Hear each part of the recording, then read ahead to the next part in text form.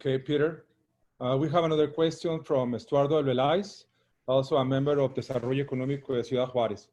And the question is, do you see any substance behind governors Mexican governors being able to disaggregate themselves from the federal economic system and either forging independent economies or regional economic blocks like northern states?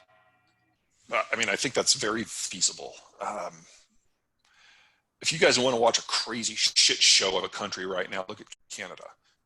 What allows Canada to have its social welfare model is basically bleeding out income out of Alberta, which is the big oil state.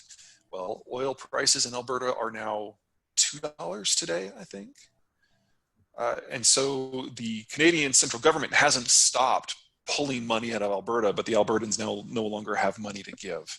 And so they have a constitutional crisis over distributive revenues. And so Alberta is now starting to figure out how, if it can continue to exist as part of Canada and still be an advanced economy.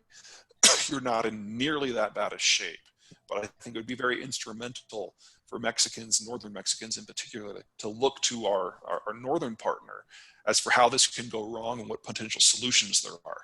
Now, most of the manufacturing supply chain, the question is how you're going to deal with the revenue issue.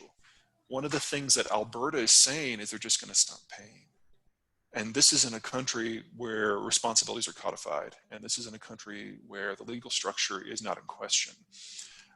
I don't know what would happen in Mexico if the entire northern tier just decided to do that one day. But if you want to talk about forcing the conversation on the Constitution into the public consciousness, I cannot think of a more effective way to do that.